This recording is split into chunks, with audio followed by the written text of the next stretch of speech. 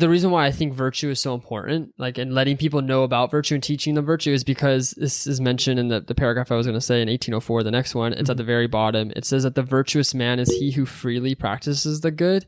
And it doesn't really say it super explicitly there, but there's another section that basically says this, is that virtue makes us free, right? And this is why the Christian life is actually so attractive, but unfortunately it's not proclaimed properly or well enough for people to know the truth of the Christian life. I don't know if that makes sense, but what I'm trying to say is, like, if it was actually proclaimed properly, people would hear the gospel proclaimed and be be drawn to it, because they would hear that what the gospel is telling me is that it's going to truly set me free. It's going to give me a freer life. And it's not the freedom that the world promises, like you can do whatever you want, whenever you want, and have no consequences, right? That's a false freedom.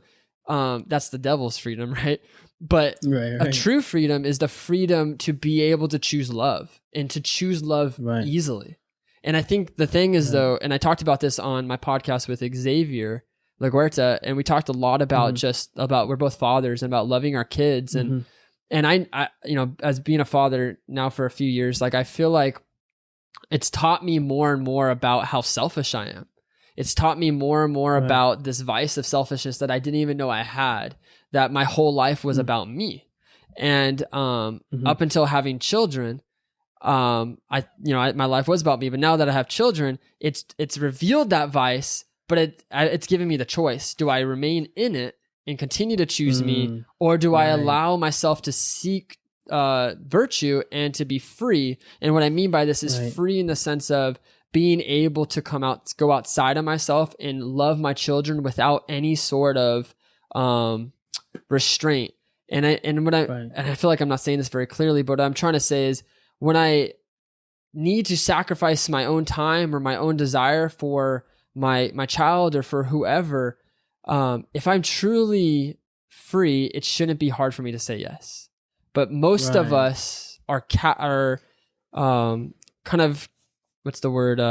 We're locked up by our sin. We're being held bound and being held captive by our sin, and we're not free to love others because we're so self-focused. True. Do you know what I'm trying to say? And I think this is the beauty of virtue, is if we are living the virtuous life, or at least trying to live the virtuous life, we're going to be moving closer and closer towards authentic freedom.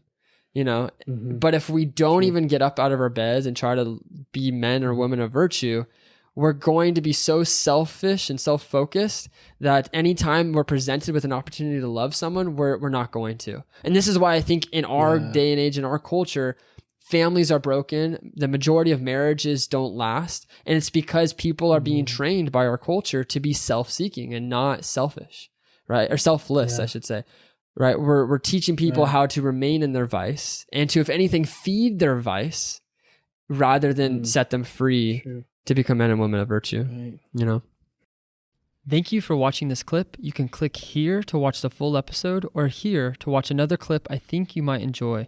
With that said, before you go, if you want to support the Catechism Guy, please consider clicking that subscribe button and then the bell, and that way YouTube will have to let you know every time we release a new video.